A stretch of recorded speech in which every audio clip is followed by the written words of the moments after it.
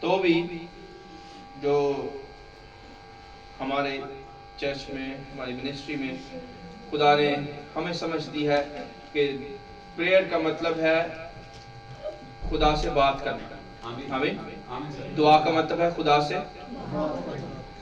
تو جب ہم کلام سیکھ رہے ہوتے ہیں تو یا کلام سن رہے ہوتے ہیں تو خدا سے بات ہی ہو رہی ہوتی ہے.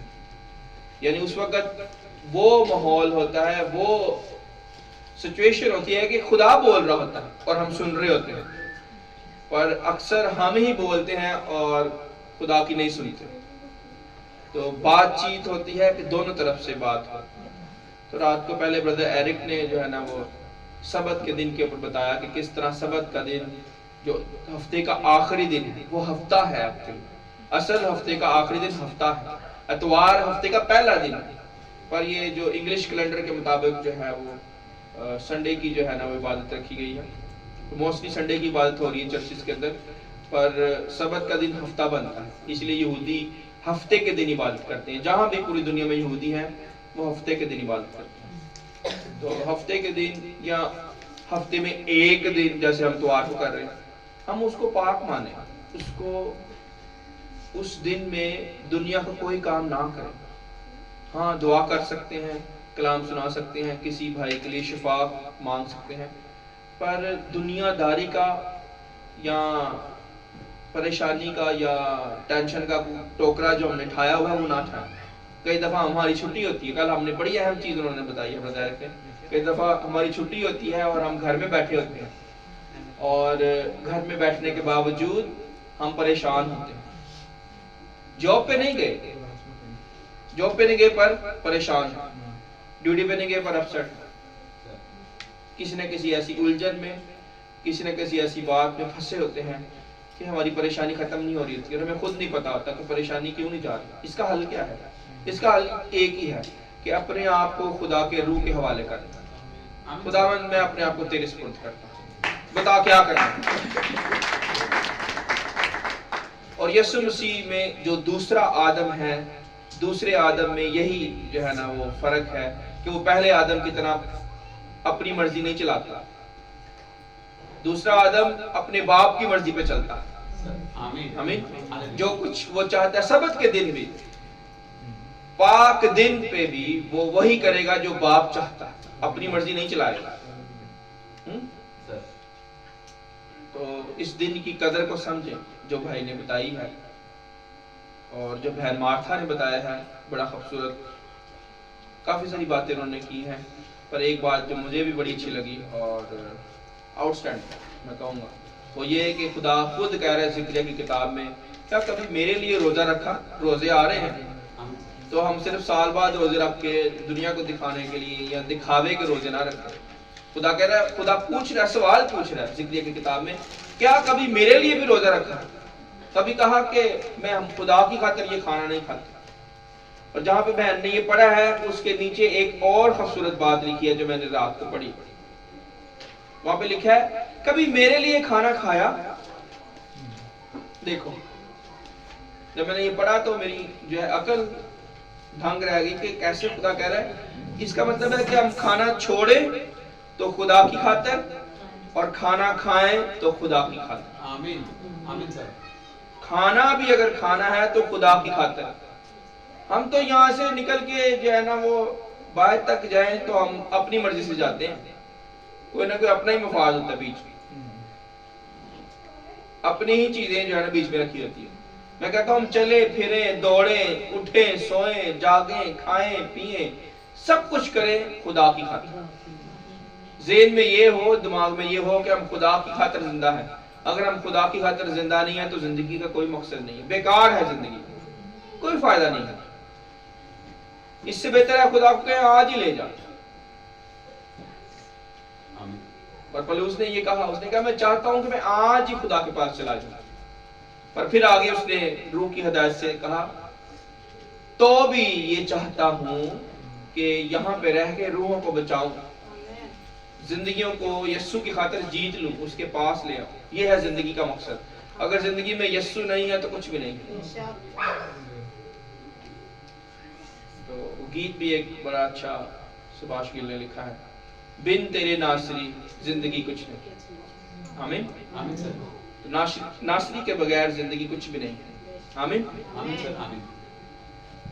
और जिन बहन भाइयों ने प्रेयर फेस्टिवल नाइट प्रेयर को मिस किया है, कोशिश करें नाइट प्रेयर में आए। महीने में एक दिन होता है, और एक दिन अगर आप दूसरे बहन भाइयों के साथ मिलके इबादत करेंगे तो आपकी जंगे खुदा लड़ेगा। बनी इसराइल यही करते थे। बनी इसराइल के पास जब कोई बड़ी जंग आती थी, कोई बड़ा जो है वो महाज आता था, तो वो सारे कबीले इकट्ठे हो जाते थे।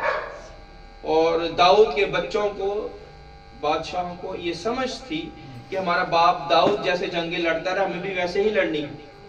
तो वो इकट्ठे होकर इबादत करते थे और हुस्ने तकद्दुस के साथ, यानी पाक आराइश के साथ, ब्यूटी ऑफ होलीनेस।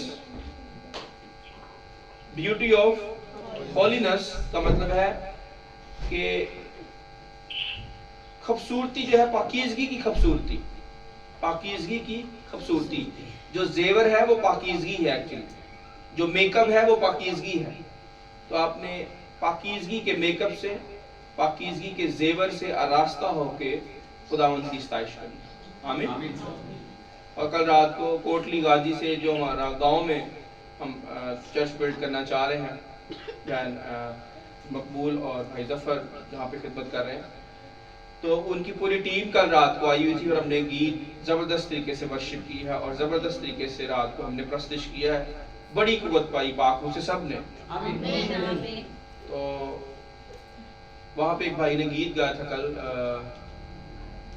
जिसका पंजाबी में गीत था कि वो जिसमें उसने कहा कि पहले तो अंदर की अपनी बदी गंदगी को, क्या था रे? अंदर की बदी मार के नमाज। हाँ, यानी अपने पहले अंदर को साफ कर, फिर दुआएं उठाना या फिर नमाज पढ़ना या दुआ करना। तो पहले अंदर अगर आपका साफ होगा तो वो दुआ आपकी सुनेगा। जैसे दाऊद बादशाह ने कहा कि अगर मेरे दिल में बदी होती तो तू मेरी दुआ ना सुनता। खुदा नहीं सुनेगा, ये लिख ले। अगर आपके दिल में बदी है, 1000 दुआएं उठाएं, सारी उम्र ही दुआएं उठाते रहे। कई लोग मैंने ऐसे देखे ईमानदार होते हैं और सारी उम्र दुआ करते रहते हैं, पर खुदा नहीं सुनता, क्योंकि दिल में बदी रखी होती है, दिल में बदकारी होती है। खुदा कैसे सुनेगा? आप कहें खुदा आपको जो मर्जी कहते रहे। मैं एक बहन से डिस्कस कर रहा था कि अगर मुंह पे निगहबान चाहिए, वो बहन दुआ कर रही थी कि मुंह पे निगहबान बैठा, तो मैं कि निगहबान नहीं बैठेगा जब तक इधर साफ नहीं करेंगे। दिल साफ करके कहे खुदा को, कहना ही नहीं पड़ेगा निगहबान आ जाएगा, कहना ही नहीं पड़ेगा। आपको खुदा को कहना नहीं पड़ेगा खुदा मुझे फरिश्ता चाहिए ताकि मेरे मुंह से गलत लफ्ज ना निकले। खुदा कह रहा है पहले बेटा दिल साफ कर, तो फरिश्ता खुद ही आ जाएगा। वो मांगने से पहले जानता है कि उसका बेटा, उसकी बेटी किस किस नेमत की मुताज है। पहले हम अब 10वीं अहद की थीम वर्स पढ़ेंगे। दूसरा सैमुएल, हवाला किस किस को याद है बताएं? दूसरा सैमुएल 23 बाप निकालिए मेरे साथ।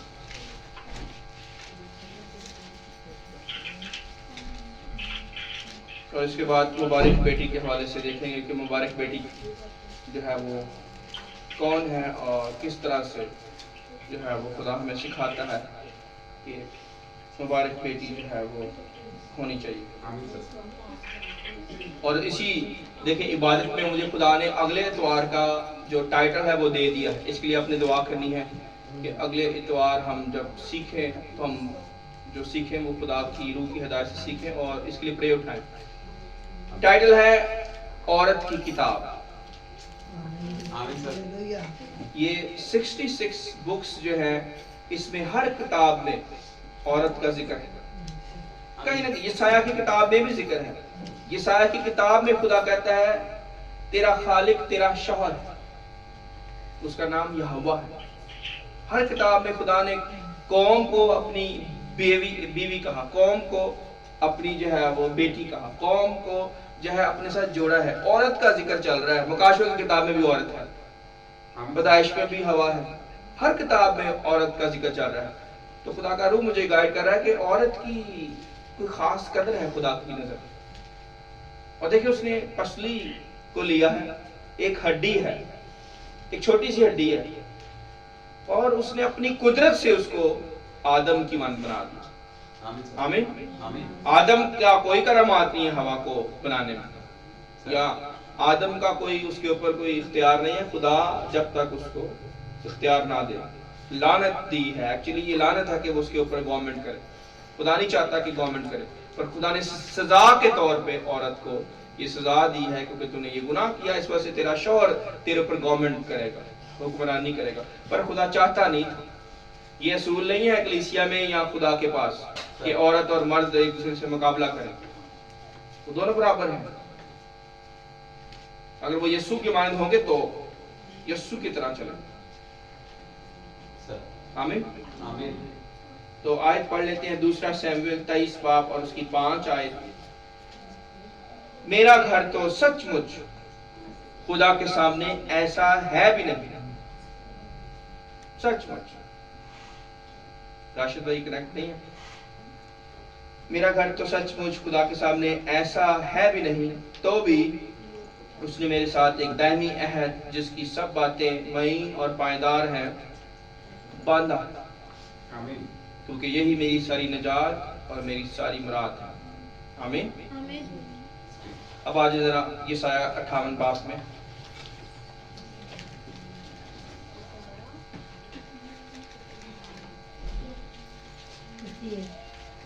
Yes, 58.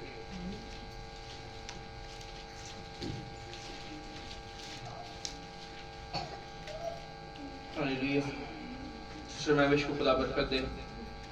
صبح 1 گھنٹہ پرستش کرتی ہیں, تو وہ جو لمحہ ہے ہمیں راشد بھائی کی یاد آتی ہے. مجھے خاص کر میں کہوں گا راشد بھائی سب سے پہلے آتے تھے, اور جو ہے نا آدھا گھنٹہ پونا گھنٹہ انہوں نے دعا کرنی ہے. سارے کوئی نہیں آیا ہوا چرچ میں, پر راشد بھائی یہاں پہ اکیلے بیٹھ کے دعا کرتے تھے, کم از کم آدھا گھنٹہ یا پونا گھنٹہ. تو وہ شخص مبارک ہے جو کلیسیا کے لیے دعائیں اٹھائے. کیوں بھلا؟ لکھا ہے اسی غرض سے جاگتے رہو تاکہ مقدسوں کے لیے دعا کرو. ہمارا جاگنا اسی وجہ سے ہونا چاہیے, دن رات. ہو سکتا ہے اپنے بچوں کو ناشتہ نہ کراتی ہوں,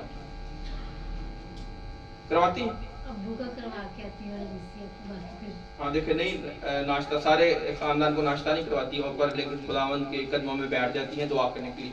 اگر آپ نے اپنی ذمہ داری کو چھوڑنا ہے تو خدا کی خاطر. ہاں اگر خدا کی خاطر چھوڑنا ہے ویری گڈ, پر اگر ایسے ہی چھوڑ دیں لاپرواہی سے پھر نہیں, تو ویری گڈ.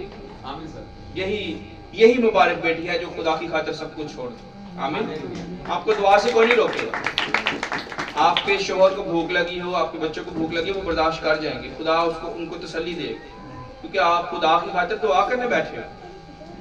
آسما نے بھی مجھے کہا, خدا سے بھی برکت ہے, آسما نے کہا کہ میں نے یہ ٹھان لیا ہے کہ میں سب سے پہلے آپ لوگوں کو ناشتہ دینے سے بھی پہلے میں نے دعا اور کلام جو ہے نا وہ پڑھنا ہے اور دعا کرنی ہے. اس سے پہلے میں کوئی کام نہیں کرنا چاہتا. آمین. حالانکہ چھوٹے بچے ہیں, کئی دفعہ ہم اگنور نہیں کر سکتے, اور کئی دفعہ ہماری دعا میں بھی ہمیں اٹھنا پڑ جاتا ہے بچوں کو مینج کرنے کے لیے. پر یہ بیٹیوں کو اور خاندانوں میں بہنوں کو سمجھ ہونی چاہیے کہ ہمارا خدا سب سے پہلے اور باقی چیزیں بعد میں. یسایہ 58 باب اور اس کی 13. جن کو سمجھ ہے وہ خدا کی خاطر سب کچھ چھوڑ دیں گے. اور یہ میں اس وجہ سے پڑھ رہا ہوں کہ مبارک بیٹی, یہ جو میں ابھی پڑھنے جا رہا ہوں اس پہ عمل کرنے سے ملے گی. اگر کوئی خواہش رکھتا ہے کہ اس کی بیٹی مبارک ہو اور خداوند میں بڑھے, تو یہ ان باتوں پہ عمل کرنا پڑے گا. ایسے نہیں, جو باتیں میں نے ابھی پہلے بھی کہی ہیں اور ابھی بھی میں پڑھنے جا رہا ہوں. اگر آپ خدا کے ایک ایک حکم کو احتیاط کر کے لاپرواہی سے نہیں, اگر لاپرواہی کریں گے نا بس ٹھیک ہے دیکھی جائے گی, خدا کرا آ جائے گا مار دے گا یا اسی وقت سزا دے دے گا, چلو معافی مانگ لیں گے بعد میں. معافی تو مانگ لیں گے اور معافی مل بھی جائے گی, پر بردر کیمن نے جمعے والے دن ہمیں بتایا ہے کہ معافی دینے کے باوجود وہ سزائیں بھی دے گا. یاد رکھیں, یہ نہیں اس نے داؤد بادشاہ کو معاف تو کر دیا, داؤد بادشاہ کو اس سے گناہ ہوا, پر 10 ایسی سزائیں دی ہیں کہ انسان کانپ جاتا ہے سزا سن. ایسی سزا داؤد بادشاہ کو ملی ہے, خطرناک قسم کی سزائیں. 10 سزائیں انہوں نے بتائی, پر کیوں ملی؟ کیونکہ اس کا وفادار سپاہی, اس کا ایسا سپاہی جو اس سے بے حد وفادار ہے, یعنی اتنا وفادار ہے کہ اپنے بادشاہ کی خاطر اپنی جان ہی دے دے, اور اس وفادار سپاہی کی قدر اس نے نہیں کی, اور اس کو جنگ پہ بھیج دیا, اور ایسی جگہ پہ جہاں وہ مر جائے, اور اس کی بیوی کے ساتھ شادی کی. اس کی 10 سزائیں ملی ہیں داؤد بادشاہ کو. یہ 2 بڑے گناہ اس نے کیے ہیں, کیونکہ خدا نے کہا تھا نا, قتل کے بدلے قتل, آنکھ کے بدلے آنکھ, کان کے بدلے کان. ہر چیز جو خدا نے پہلے اصول بنایا تھا وہی چل رہا تھا. ابھی تو یسوع مسیح جسم میں نہیں آئے دنیا میں, اور داؤد بادشاہ حکومت کر رہا ہے. تو داؤد بادشاہ کو تو مار دینا چاہیے تھا خدا کو, پر خدا نے نہیں مارا. پر مارا تو نہیں ہے, بچا تو لیا ہے, پر 10 سزائیں دی ہیں. اگر کوئی 10 سزائیں کے بارے میں لکھنا چاہتا ہے یا اس کے بارے میں جاننا چاہتا ہے, آسمان سے لے سکتا ہے, لکھی ہوئی ہیں, پر میں چند ایک بتاؤں گا ابھی, پر ساری نہیں بتا سکوں گا. تو سب سے بڑی سزا اس کو یہ ملی ہے کہ اس کا اپنا بیٹا اور اس کی بیٹی, انہوں نے زنا کاری کی. دونوں بہن بھائیوں نے, یہ اس کی طرف سے سزا تھی, کیونکہ اس نے بھی تو یہ کیا نا اپنے کلیسیا کے اندر یا خاندان کے اندر, جو خدا کا خاندان ہے. خدا اپنی قوم کو اپنا خاندان سمجھتا ہے, اور یہ سپاہی کی جو بیوی تھی وہ اس کی بہن ہے, جب تک کہ شادی نہیں ہوئی, کیونکہ وہ اس کی شادی تو ہو چکی ہوئی ہے. میں اس پہ سوچ رہا تھا کہ خدا نے ایسا کیوں کیا, یہ سزا اس کو کیوں دی, کیونکہ خدا اس کو بیٹی کنسیڈر کرتا ہے, اوریا کی بیوی, اور داؤد کو بیٹا کنسیڈر کرتا ہے. تو شیطان نے کیا کیا؟ شیطان نے خدا کے گھر میں وہ خرابی کی ہے, خدا کو غصہ دلایا ہے, اور جو شخص اس میں ملوث ہوا ہے, جس شخص کی وجہ سے وہ گناہ ہوا ہے, خدا نہیں چھوڑے. اس کو یہ اپنی آنکھوں سے دیکھنا پڑا یہ گناہ اتنا بڑا, اور پھر اس نے معافی مانگی خدا کہ یہ نہ کرا.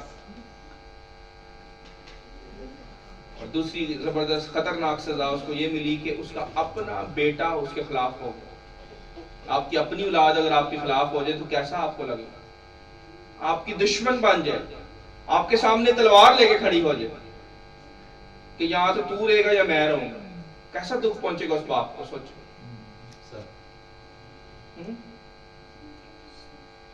ابھی میں نے چند بتائی. تیسری سزا یہ کہ خدا نے اس کو دی کہ اس نے اپنی فوج کو کہا کہ میرے بیٹے کو نہ مارنا, میرے بیٹے کو نہ مارنا, پر فوج نے پھر بھی مار دیا. آخری بتاتا ہوں پھر ہم آگے بڑھیں گے.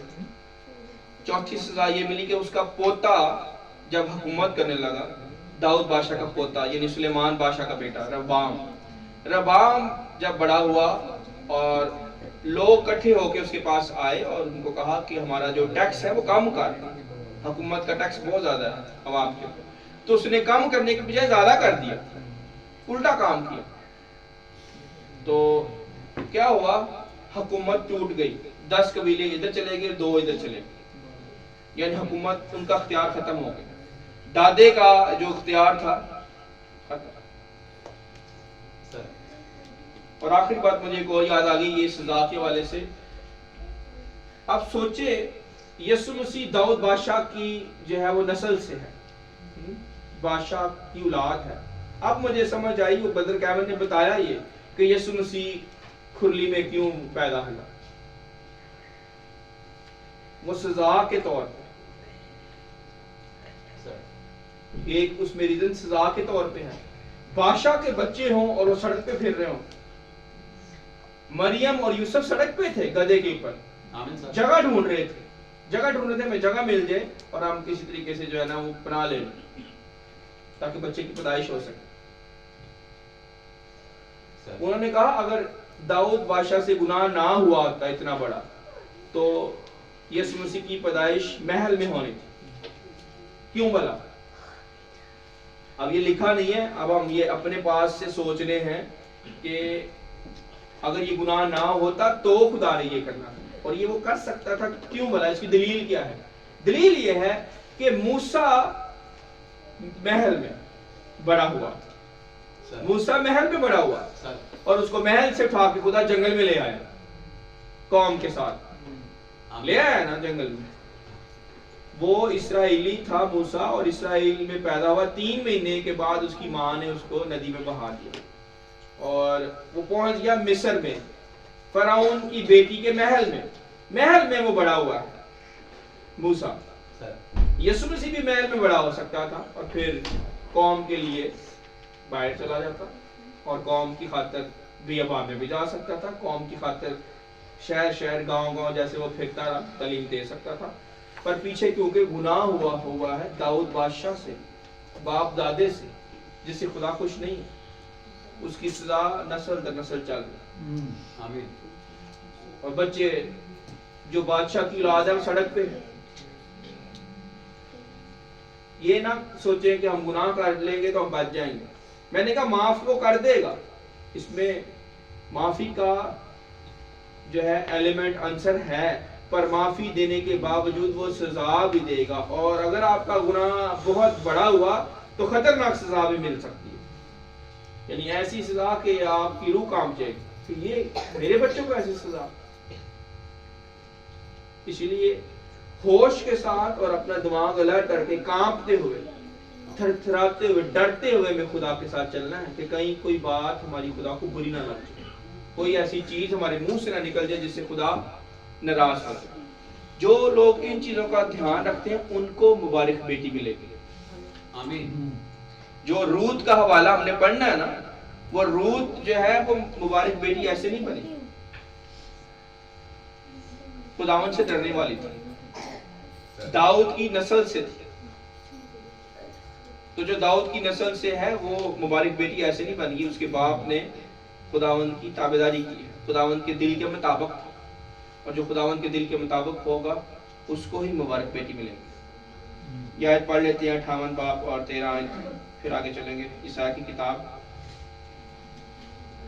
چیپٹر 58 ورس 13. اگر تو سبت کے روز اپنا پاؤں روکے رکھے، یہ دیکھ لیں پاؤں روکنے کا یہاں پہ ذکر ہے، اور میرے مقدس دن میں اپنی خوشی کا طالب نہ ہو، اور سبت کو راحت اور خداوند کا مقدس اور معظم کہے اور اس کی تعظیم کرے، اپنا کاروبار نہ کرے اور اپنی خوشی اور بے فائدہ باتوں سے دستبردار رہے. آمین. اپنی خودی کا انکار ہر چیز میں، تب تو خداوند میں مسرور ہوگا، اور میں تجھے دنیا کی بلندیوں پر لے چلوں گا، اور میں تجھے تیرے باپ یعقوب کی میراث سے کھلاؤں گا، کیونکہ خداوند ہی کے منہ سے یہ ارشاد ہوا. آمین. تو رود کی کتاب میں آئیں گے.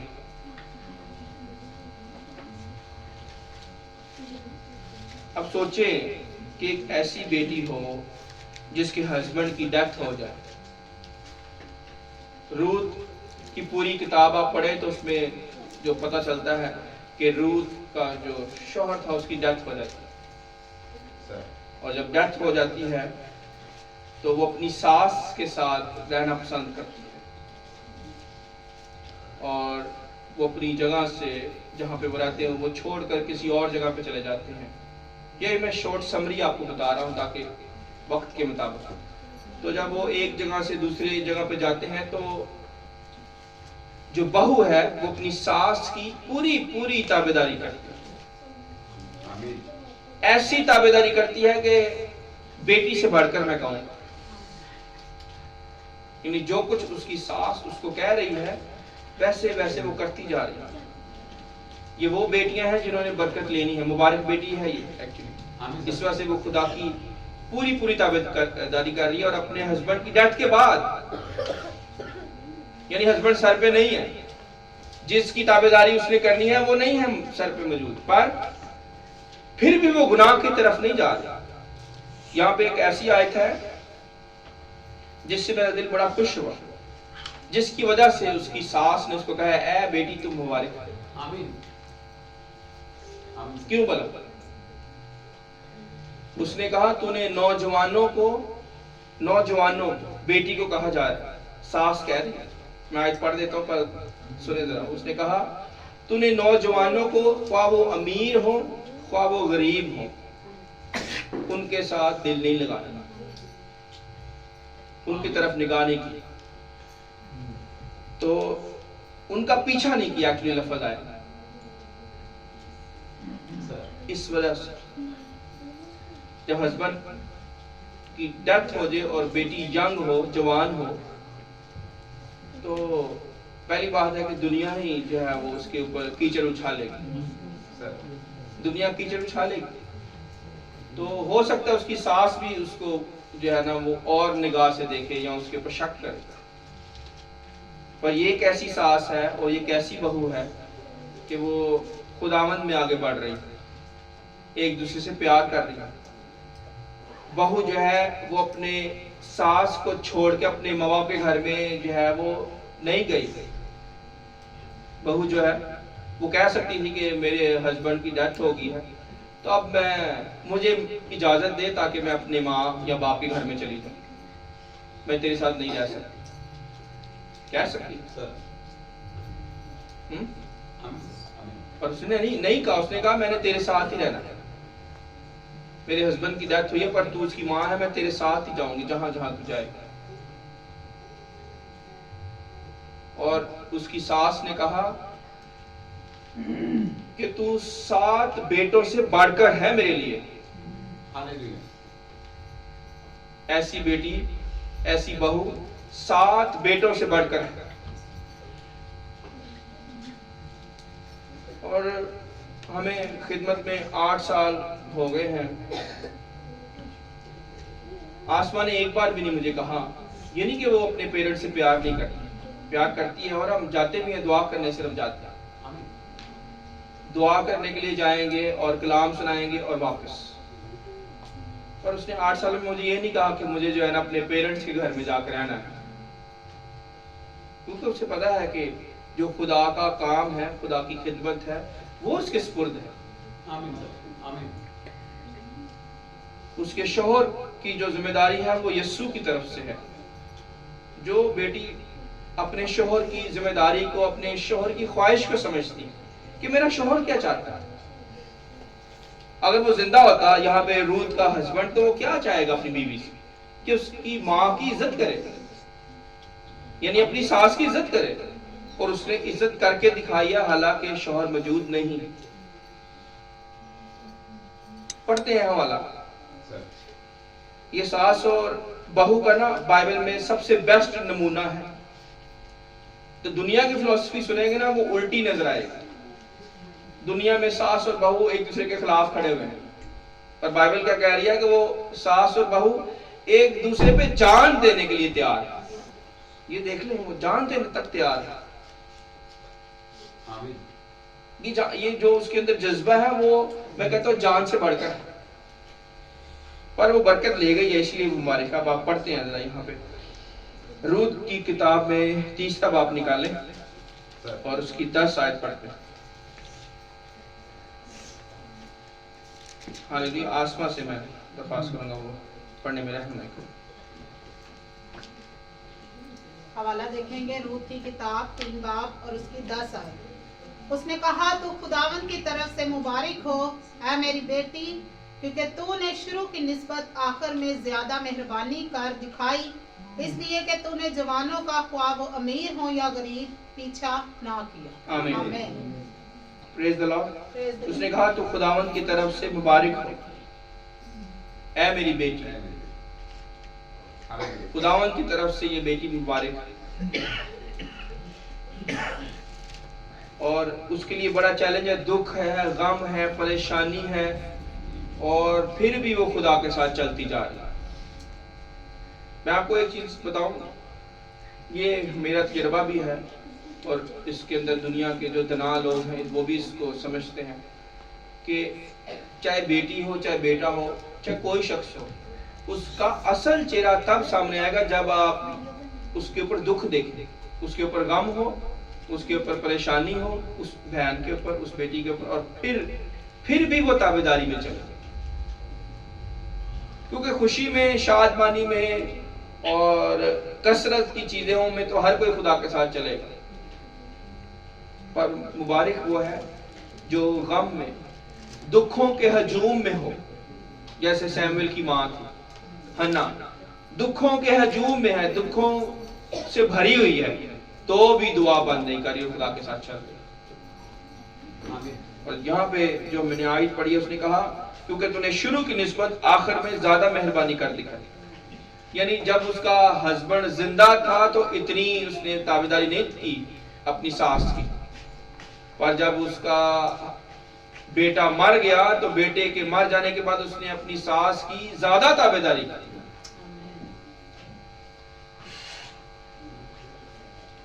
اتنی سمجھ دیکھو، یہ ہے خدا کی بیٹی، یہ ہے مبارک بیٹی کہ بیٹے سے بڑھ کر اس نے تابعداری کی.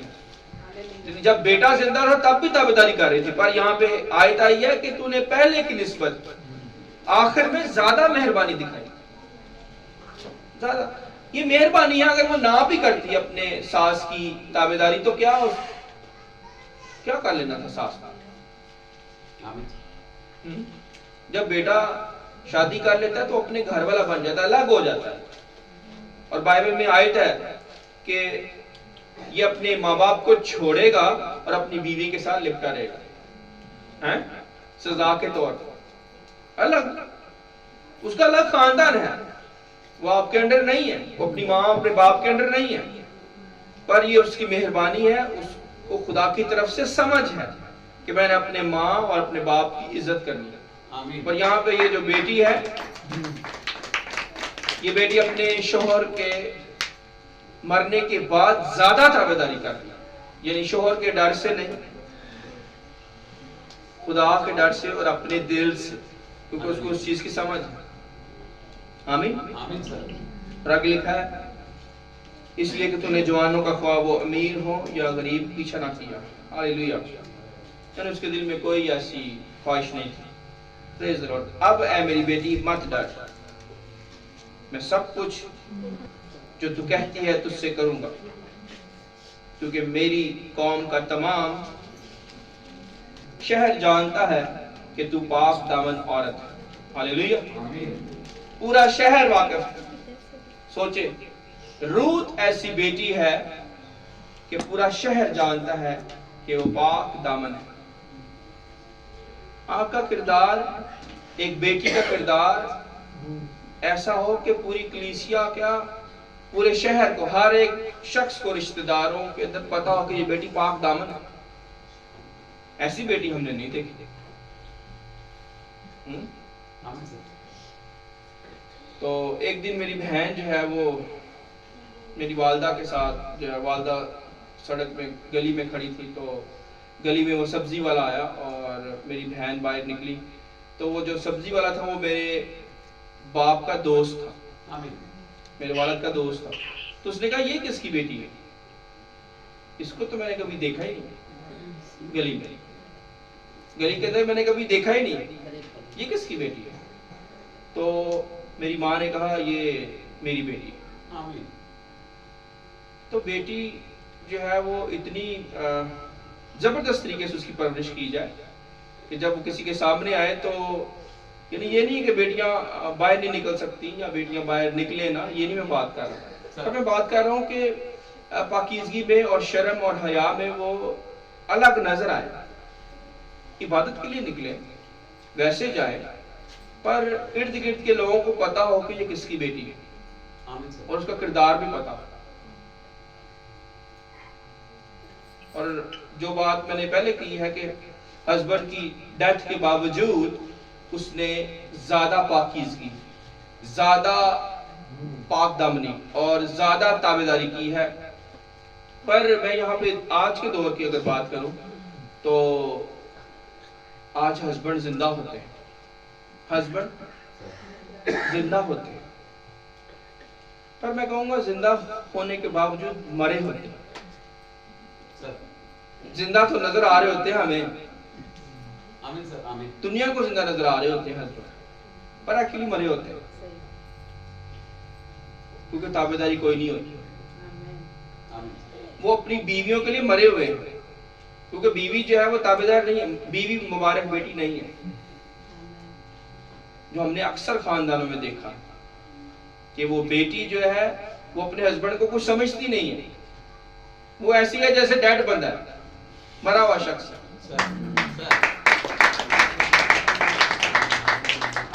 वो जो है उसकी रिस्पेक्ट, ये बेटी क्या कर रही है, डबल रिस्पेक्ट दिखा रही है, यानी हस्बैंड की डेथ हो गई है तो वो ज्यादा इज्जत दिखा रही है, पर उसकी माँ कह रही है जब वो जिंदा था तो तू तब भी मेहरबान थी। सोचे जरा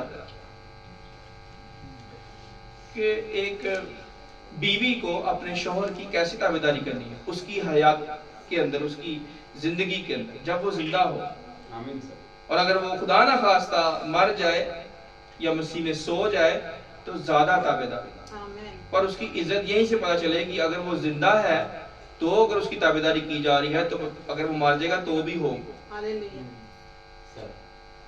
हमारे टीचर ने एक दिन कहा मेरे सब बहन भाइयों को, वो ये कहा, ऐसे बैठे हुए थे कलीसिया, चर्च खत्म हो गया और हम बैठे हुए थे। हम अक्सर चर्च के बाद अपने टीचर के साथ बैठ जाते थे, कम लोग बैठते थे, पूरी कलीसिया कोई 500-1000 बंदा होगा, कोई नहीं बैठता था उनके साथ, या 2 बजे तक इंतजार करे, वो फारग होने तो फिर बैठिए 10 मिनट आस, यानी हम घंटा वेट करते थे, सारे खानदान चले जाए, सब कुछ हो जाए, बैठे रहते थे।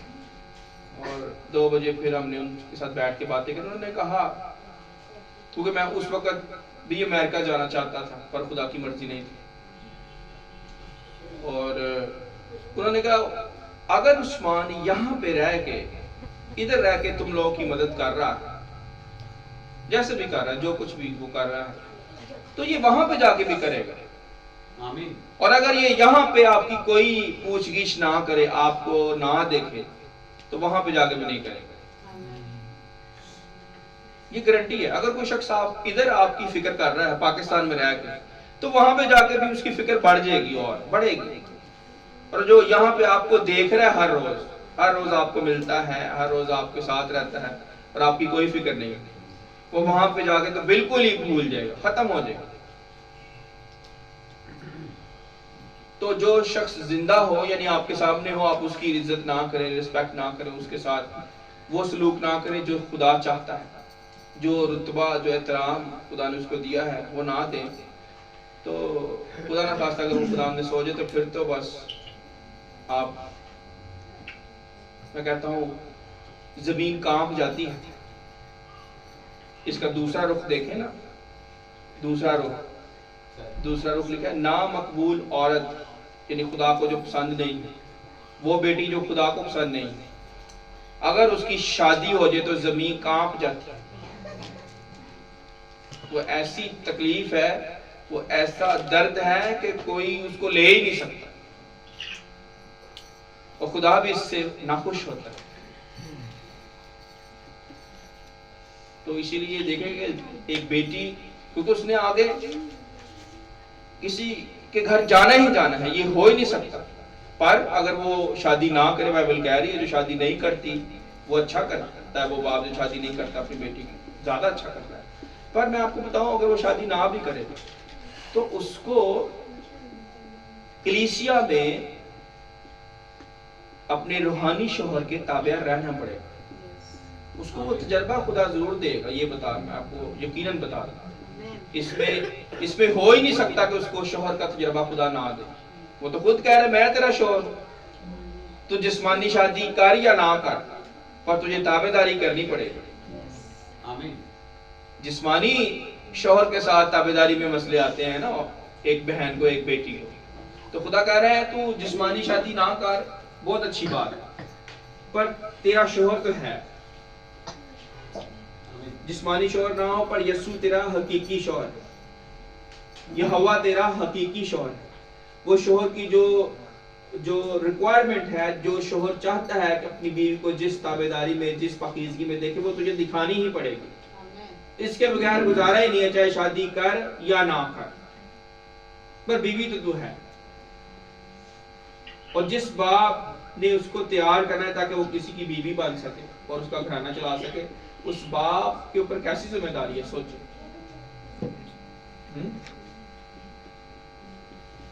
اور یہوہ خدا نے اسی لیے کلیسیا کو بنانے کا منصوبہ دیا. یہوہ خدا نے بھیجا نا یسوع مسیح کو، باپ نے بھیجا بیٹے کو. کس نے بھیجا بیٹے کو؟ باپ نے. کس لیے؟ تاکہ اس کی بیٹی یعنی کلیسیا اس کے بیٹے کو پیش کی جائے. آمین. آمین سر. یعنی اس کی بہو، فار ایگزامپل مثال کے طور پہ خدا کی بہو جو ہے وہ یسوع مسیح کو پیش کی جائے. اس کے بیٹے، اکلوتے بیٹے، اس کی تیاری کے لیے کہ جیسا بیٹا ہے ویسی ہی بہو ہو، اس سے کم نہیں. اس کی سمجھ تو اس کو تراشنے کے لیے، اس کو سمجھانے کے لیے اس نے یہ ساری کتابیں لکھوائی تاکہ خدا کی قوم کو اس کا معیار سمجھ آ سکے کہ مبارک بیٹی کو جو ہے وہ تراشنے کا طریقہ کیا ہے. آمین. یا خدا سے اگر مبارک بیٹی لینی ہے مقدسہ مریم کی طرح تو وہ کیسے لے سکتے ہیں؟ آمین. آمین. ہاللیلویہ. متی کے انجیل میں مقدسہ مریم کی دعا کو ہم پڑھیں گے، کس طرح سے اس نے خداوند کی بڑائی کی جب خداوند کا روح اس کے اوپر ٹھہر گیا. آمین.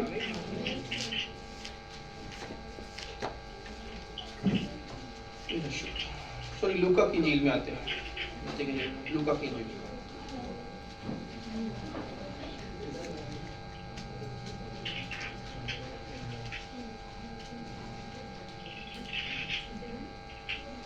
لوکا کی انجیل اور اس کا پہلا باب اور اس کی 46 ورس سے پڑھے گے. آسما کے ساتھ مل کے پڑھیں. اب یہ مبارک بیٹی کی جو ہے وہ دعا آنے لگی ہے، گیت آنے لگا ہے کہ مبارک بیٹی کیسا گیت کرے، مبارک بیٹی کیسا جو ہے نا وہ کس طرح سے اپنے خدا کی حمد کرے. لوکا کی انجیل اس کا پہلا باب اور اس کی 46 آیت. پھر مریم نے کہا کہ میری جان خداوند کی بڑائی کرتی ہے. 45 آیت سے پڑھیں. 45 آیت سے پڑھتے ہیں. اور مبارک ہے وہ جو ایمان لائے کیونکہ جو باتیں خداوند کی طرف سے اس سے کہی گئی تھی وہ پوری ہوں گی. پھر مریم نے کہا کہ میری جان خداوند کی بڑائی کرتی ہے اور میری روح میرے منجی خدا سے خوش ہوئی کیونکہ اس نے اپنی بندی کی پست حالی پر نظر کی، اور دیکھ اب سے لے کر ہر زمانہ کے لوگ مجھ کو مبارک کہیں گے. ہاللیلویہ. آمین. یہ ہے مبارک بیٹی کہ اس کو صرف ایک زمانہ کے لوگ مبارک نہ کریں بلکہ ہر زمانہ کے لوگ اس کو مبارک کریں. آمین. جب جب ذکر ہو اس کو مبارک کہا جائے. کل ایک شخص نے رات کو زکئی کو نبی کہا. زکئی جو چھوٹے قد کا تھا نا تو درخت پہ چڑھ گیا.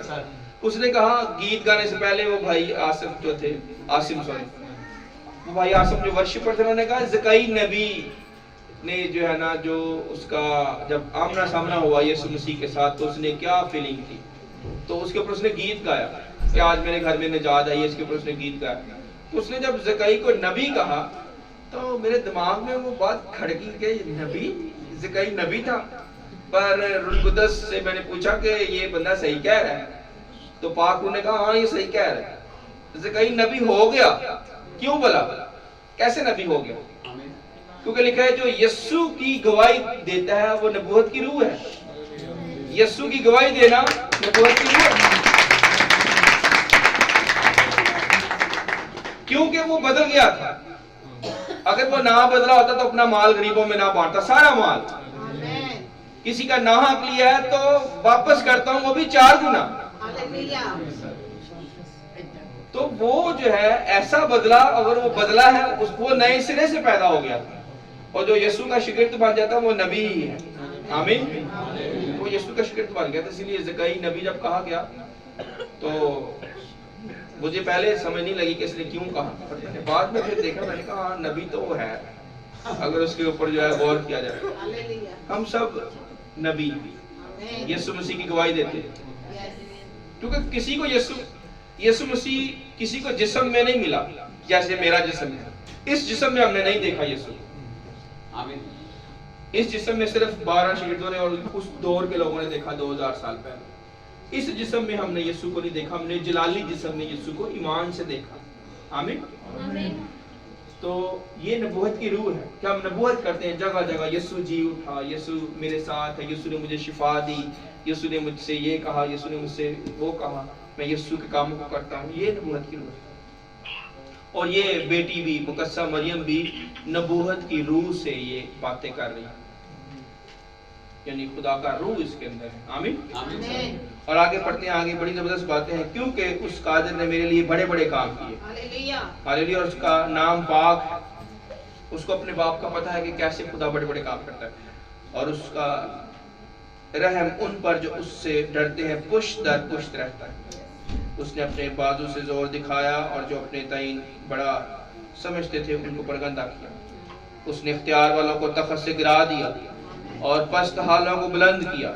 उसने भूखों को अच्छी चीजों से सैर कर दिया और दौलतमंदों को खाली हाथ लौटा दिया। उसने अपने खादम इस्राएल को संभाल लिया ताकि अपनी उस रहमत को याद फरमाए जो इब्राहिम और उसकी नस्ल पर अबद तक रहेगी। हालेलुया। जैसा उसने हमारे बाप दादा से कहा था। आमीन। जैसा उसने हमारे बाप दादा से कहा, यानी एक बेटी यानी मरियम ये कह रही है, मरियम अपने बाप दादे को जानती है और अपने बाप दादे के खुदा को। अच्छा, अगर उसके बाप दादे ने उसको बताया ही ना होता खुदा के बारे में तो क्या वो इस म्यार पे आती? सवाल है मेरा। अगर मैं अपनी बेटियों को सिखाऊं ही ना और बताऊं ही ना कि खुदा की क्या अहमियत है, खुदा कौन है, खुदा क्या चाहता है, बस पानी डालो, तो उनको कैसे समझ लगेगी? और जिस तरह से बहन मार्था ने रात को कलाम सुनाया,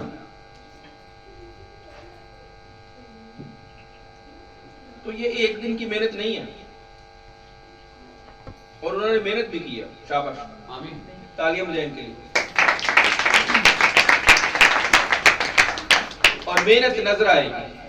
अगर मेहनत कोई बच्चा करेगा, कोई बेटी मेहनत करेगी और रूह के साथ वाकई राब्ता होगा और वो जंग करती हुई नजर आएगी। उनकी फेस के ऊपर एक रूह कुद्दस की गैरत थी रात को, जो मैंने पहले कभी नहीं देखी आपके चेहरे पे। आमीन। सही मैं कह रहा हूँ। यानी बेटी को जब खुदा देखे तो, या मैं देखूं, मुझे पता चले कि बेटी वाकई रूह से भरी हुई है, यानी आग नजर आए उसके मुंह के अंदर और चेहरे के अंदर कि भाई ये कलाम बोल रही है। आग से मुराद कलाम है, हालेलुया। यानी वो रूह में मैं देख रहा हूँ आग। आप लोगों को तो नहीं, वो जो जिस्मानी तौर पे देखेंगे नजर नहीं आएगी, पर मैं रूह की बात कर रहा हूं कि रूह में आपको बेटी के ऊपर आग ठहरी हुई, पाक रूह ठहरा हुआ नजर आए। और अगर पाक रूह ठहरा होगा तो वो ऐसे बोलेगी कि आपकी अकल दंग रह जाए। आमीन। तो ये देख लें, जो मुकद्दसा मरियम बोल रही है अकल दंग रह जाती है, इसको समझना आसान नहीं है। जो मुकद्दसा मरियम ने यहाँ पे दुआ की है ना, ये दुआ बहुत गहरी है।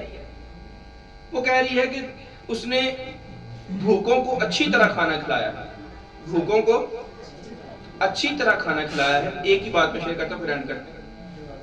भूखों को अच्छी तरह खाना खिलाया, पर उसने दौलतमंदों को खाली हाथ लौटा दिया।